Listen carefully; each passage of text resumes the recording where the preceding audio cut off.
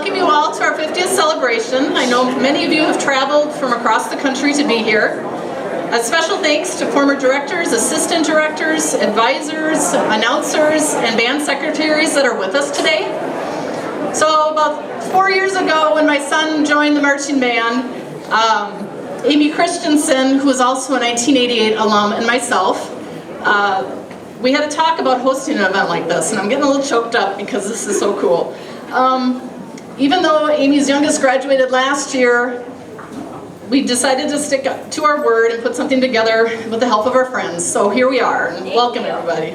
I'd like to say a special thanks to the JBBC and my fellow organizers of this event, Amy, Rebecca, Mary Beth, Dana, Lisa Gopper, who's not only a friend but the band secretary. Thank you for your extra work, Lisa. And of course, as well as directors Fretland and Levine. As many of you know, I gotta give a plug here, okay? So we currently are doing a donation drive for new marching band uniforms through our Friends of the Band donation program. If you'll see the examples of the uniforms in the back, you'll see that we've been wearing the current uniforms for 20 years now. So while they're special to us, it's time to work on getting new uniforms for this band. So we are fundraising. I'd like to thank those that have already made a donation when registering for this event. It's been a really great start to our campaign. If you'd like to contribute tonight, Heidi with our Friends of the Band program is sitting over by the registration table, and she'd be happy to take your donation. Everything from cash to credit card, and even Venmo, if you know what that is. So she'll be outside the auditorium before and during the concert as well. So now, Mr. Fretland, Dr. Orzalek, and Dr. Benson would like to say a few words about their memories from the last 50 years. Thanks for coming.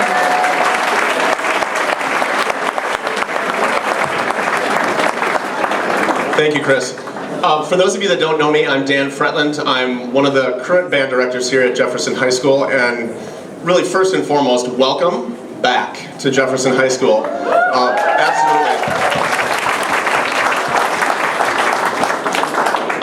It's incredible to see all these familiar faces and not familiar faces, frankly. But either way, we're so glad you're here and so glad you chose to take some time out of a Saturday to be part of this. I've been in Bloomington Public Schools since the fall of 1999 and at Jefferson High School since the fall of 2001. Jeff, is that right? 2002. He's my years guy. Let me give an acknowledgement to my colleague and friend Jeff Levine as well. And Jeff Levine and I have been together here at Jefferson for 17 of my 18 years at the school. So we have a lot of great memories and a lot of great stories together to share. Again, just a big welcome. I look back on when I came to the district, and actually the gentleman that I'm about to introduce to you, Dr. Doug Orzalek, I was teaching at a middle school down in Albert Lea for my first year of teaching, Brookside Middle School. And I was down there, and I got a call from Doug, and Doug and I knew each other a little bit from the University of Minnesota. I was doing my undergrad, and he was working on his doctorate there at the time, and he said, hey, there's a position open at Olson Middle School if you're interested. And all my friends and my fiance was up in the cities at the time, so I thought that makes a lot of sense to try to land back here. So the rest is history. There's a few really extra special former students here tonight, some of the students from the graduating classes of 2005 and 2006, which I would have had as 7th graders, 8th graders, 10th graders, 11th graders, and 12th graders. So that was incredible, and special thanks to the extra old students for being back here. My extra old students for need to see their kids growing up now too. But I think I'd like to keep things moving here, and I want to turn things over to Dr. Doug Orzalek to chat with you a little bit. Thank you.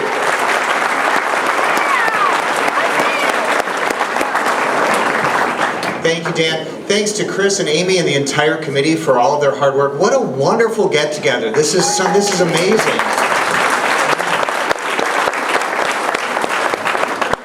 Yeah. Chris Chris suggested that we should share some stories that are kind of enlightening and funny and light. And I think it was 97, 98, 99, somewhere in there when we traveled to San Diego. And I hadn't been in the room, my room, all of about 5 minutes, and the phone rang. And my beautiful and amazing wife, Amy, who's here with me tonight, she went, "Oh, this is bad," right? Here we are, 250 some kids in a hotel in San Diego, and the phone rings, and I pick it up, and sure enough, Dr. Ozalik, this is the front desk, we need you to come downstairs right away. And the first thing I said was, "Okay, are they wearing jeans?" Now, see? Some of you know what that means, right? And they said, "Well, no." And I said, "Okay, I'll be downstairs right away." So I get downstairs, and here's these two kids, and sure enough, they were not from Jefferson High School. They were from Lakeville North High School. But they had told the folks there that they were from Jefferson High School. So, sure enough, you know, the rest of the afternoon went just fine. We had dinner that night. And, you know, everything's going fine, and all of a sudden the maitre d' comes over and says, you know, drinks are an extra charge, and da-da-da. And I said, "Well, that's just fine." And he goes, "Well, Lakeville North High School, right?" And I said, "Yes." So, there you go. So for the rest of that trip, you know, no kidding, about a month later, Mrs. Dunley had left a note on my desk and said, "You need to call Lakeville North High School."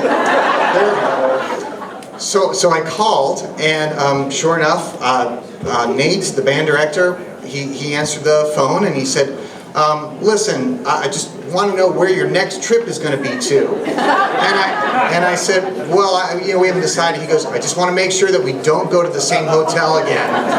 So there's my story. There are too many stories, and most of them revolve around the amazing and wonderful people that I got to surround myself with over those 5 years. Many of you don't know this, but Amy and I had been married all of 20 days when I showed up to my first 6 to 10 rehearsal. I know, we're still together, amazingly, you know. But as a community and as a band family, you embraced us, you made us feel part of everything that the Jefferson Marching Band program and the concert band program were intended to be. We immediately felt at home, and even to this day, pulling up into this building, walking into this cafeteria, feel exactly the same way I did in 1995. That's by no accident. That's by all the hard work and effort of parents and students and administrators and school board members and all of you who worked so hard to continue the amazing tradition that was developed. And again, as I said, that was by no accident, and that the person who was certainly behind all of that was Dr. Earl Benson. Yeah.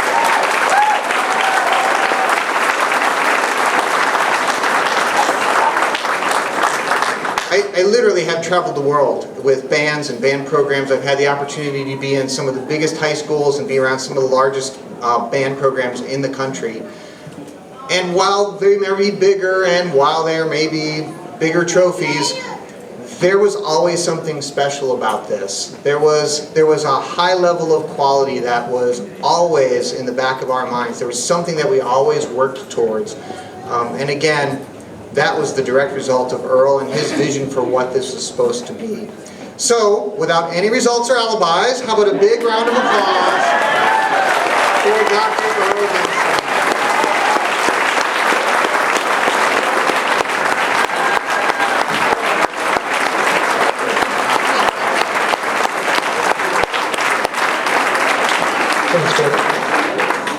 You read that exactly like I wrote it. I spent 8 hours yesterday trying to think of things that I might say, and it's all right here. And it's 16 pages. But I don't think I want to use that. First of all, the committee, thank you so much, Amy and Chris. And, you all have different names now than you had when I had you here. I don't have a lot of funny stories. I have a lot of stories that most of you have told me through the years. I spent 31 years in Bloomington, and I thought we ran a pretty tight ship. But every time we get together with a group of students and parents from Jefferson, it seems like stories seem to appear, and the ship wasn't quite as upright as I thought it was going through those years. But I've been blessed with a lot of good things. Just a little history, and I'm not going to make this long and boring, but I taught my wife and her husband, my current wife, her husband and half their relatives at Bloomington Junior High School in 1958. I graduated from high school in 57. I came up here. My band director came to Portland Junior High. He brought me up here to give lessons when I was a senior in high school. That's how I was introduced to Bloomington. I student taught at Portland in 1960. I came to Bloomington Junior High on Penn Avenue. Now there's an old folks home over there. They were a little before their time, but people like Milt Sunday with the Minnesota Vikings was a trombone player. My first day on the job, Milt was the center for the Vikings who had just come to Bloomington in the early 60s. Came into my desk and wanted to sell his trombone. And I think somebody in my junior high band bought that trombone, but here I was coming out of Blooming Prairie and out of Cannon Falls, and all of a sudden there's a NFL center standing at my desk trying to sell his trombone. But that was my first introduction to Bloomington. Went to the Annex for 2 years, was hired by Ed Beyer, the principal at Olson. Went there for 2 years. Had the pleasure of hiring Louis Witt to replace me there, an outstanding band director from the Crescent. The following year, I was fortunate enough to have the consent of Irv Rodenberry. He was with me for 1 year at Olson, then went over to Oak Grove Junior High. Irv's here tonight. Irv, why don't you stand up? He's right over there.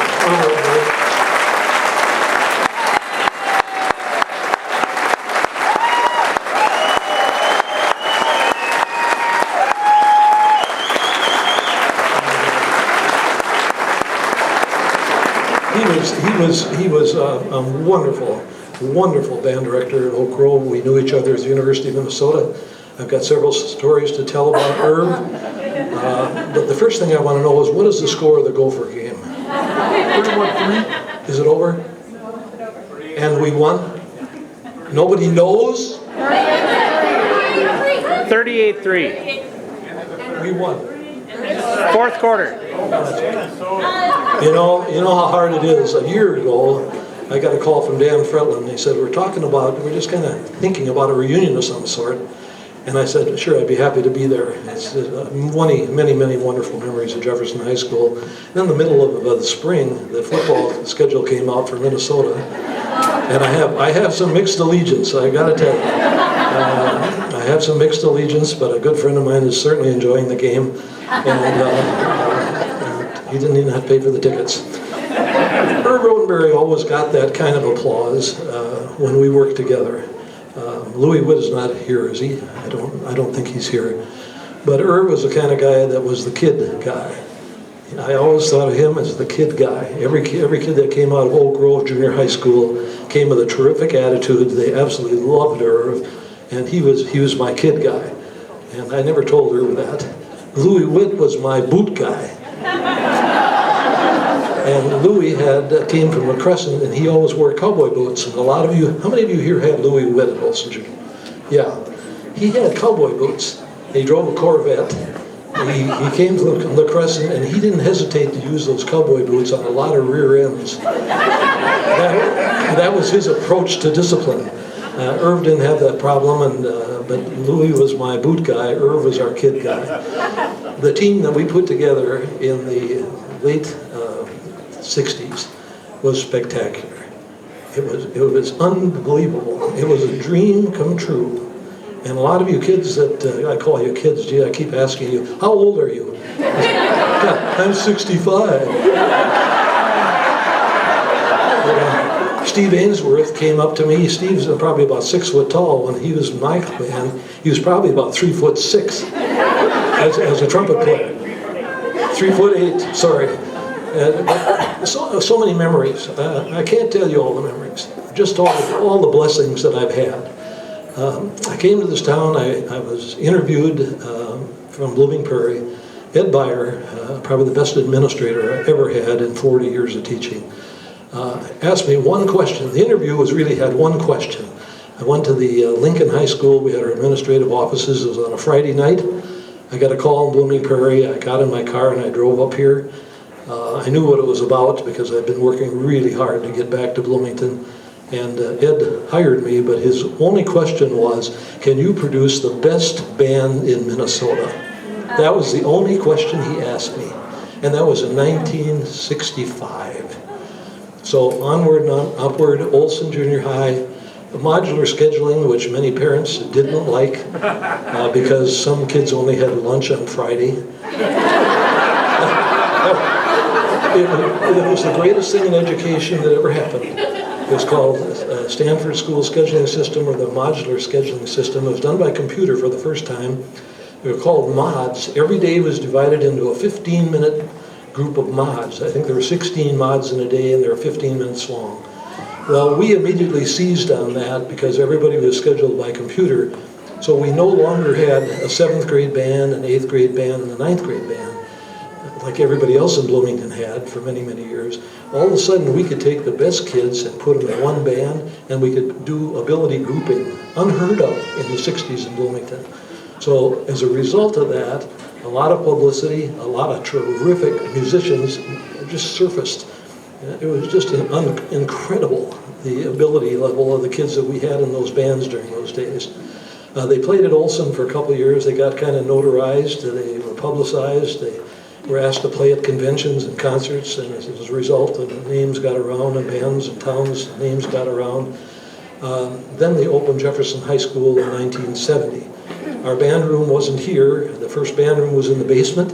It was in a wrestling room. And some of you, were any of you in that band? 1970? One or two? Okay. Congratulations for surviving.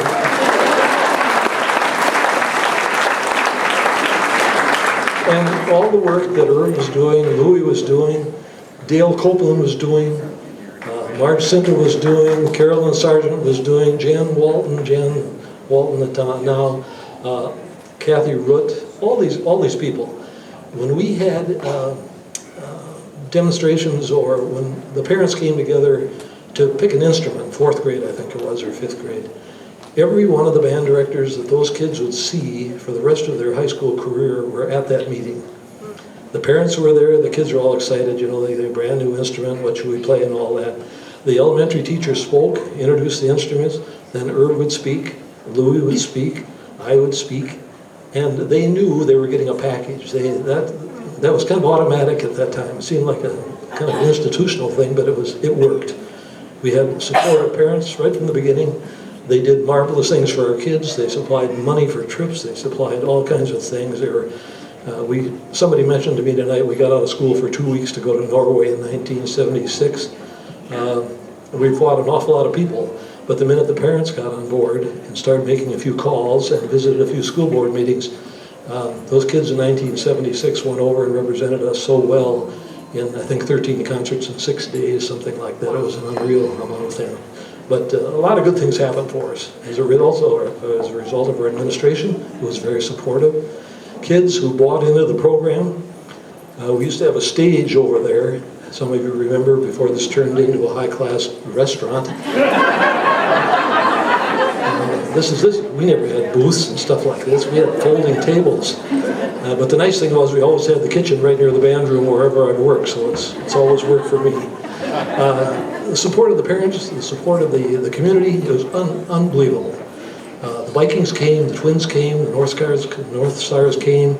We dedicated the Mall of America. We dedicated the Cedar Avenue Bridge. We dedicated the bridge going to Shakopee on 169, Minnesota Museum of Art, River Center in Minneapolis. It went on and on and on. We were all over the place because of the kids that we had and the support that we had in the community. I didn't have a lot of stories to tell. There were a few times when I was on the verge of being fired here.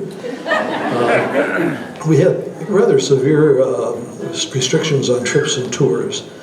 And I must admit to you, with Dan and Jeff, taking a group of kids, a couple hundred kids halfway across the country or across the world or the ocean or whatever, takes a lot of courage now, more than it took when I was doing it.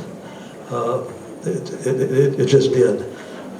I remember our first big long trip, opening Disney World. We had 8 kids sent home before we got 2 days on the road. Irv caught some kids going out for pizza at 12 o'clock, caught them. They were on the bus, they were going home. By the time we got to Disney, by the time we got to St. Petersburg, which was about 6 days later, I think I had 12 kids already back in Bloomington. And this isn't a farce, folks. This is the way it was. And we had parents, and I met a few attorneys during the course of my career, right about that early time. But we had a document that the parents signed and the kids signed with the rules pretty well spelled out. When you're in and have debt check, you just don't leave. Well, there's always some of the challenges, including the secretary I had at Olson Junior High. Her husband, or her son was one of those kids to come home. I got to St. Petersburg, 12 kids sitting back in Bloomington. Superintendent of schools, Fred Atkinson. Earl, how you doing? I knew how I was doing. I think we had 2 girls that left and went to be at a funeral of one of the kids in the band. He died while we had left. They decided they were going to the funeral, and they just took off. So we spent half a night, Irv and I and Louie, in a truck, a U-Haul truck, driving up and down to Cocoa Beach trying to find these girls. And those are things that happen when you take large groups of kids, but we had some wonderful kids and wonderful parents.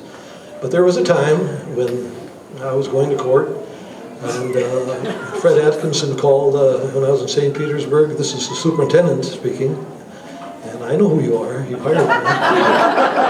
And he said, don't worry about a thing. We've got everything under control. That was on a Friday, Saturday. We got back the next week. We went to a trial.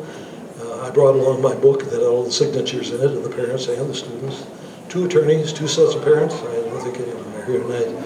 And they said, we have a problem, Mr. Benson. You're being sued because you took music and opportunities away from these kids by sending them home. And I said, well, I guess maybe, they missed a few concerts and things, but maybe you should look at this. And I brought my little book, and it had all the parents, every single kid that went on a trip from that point forward. We had documentation all in order. They would follow the rules. Here were the rules all spelled out. Here's what will happen. And we went from there. The attorneys had never been informed of this before they got there. And I just passed the book down, and the superintendent looked at it, passed it on to the 2 attorneys and the parents. They knew full well they'd signed off on it, and the kids had. The 2 attorneys said, Mr. Benson, we're really sorry. We don't want to take any more of your time. They both walked out. And I went home that night, and I had my hand on the telephone. I was going to resign. I'd had it. I just couldn't handle that. And the phone rang. And here was Bob Black, whose wife worked in the school district, from the MEA, our teachers organization. Said, don't do anything stupid.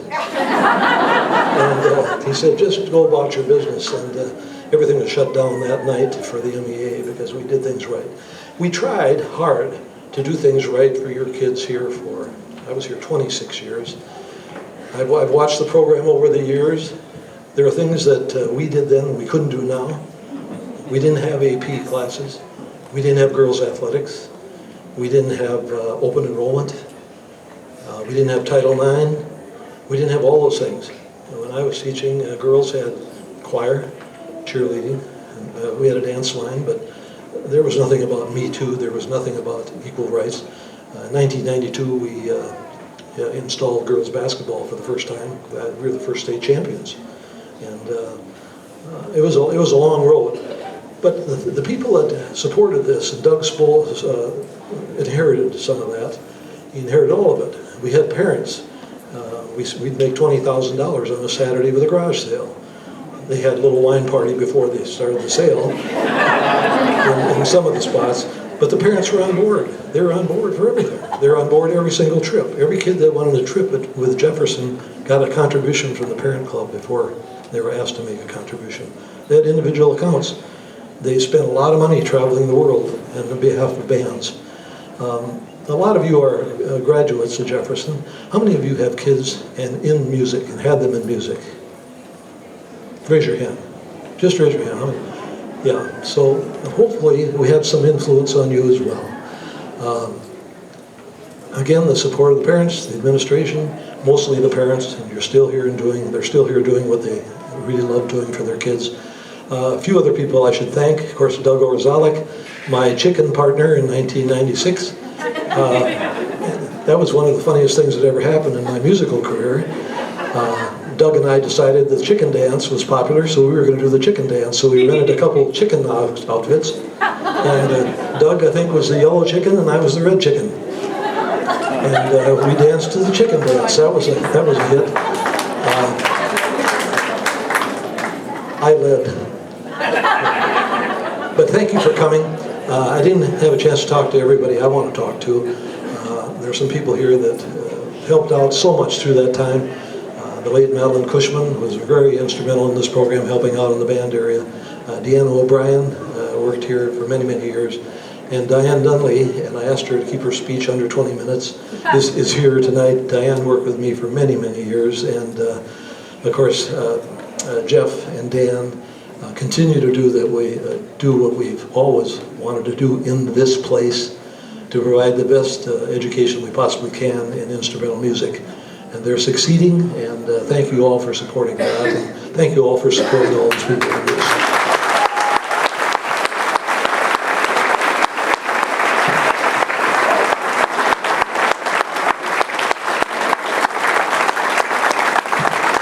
Great. Well, thank you so much, everybody. Again, please, we have plenty of food and drinks. Help yourself. And if you want to make a donation to the band, it's over here. Thank you.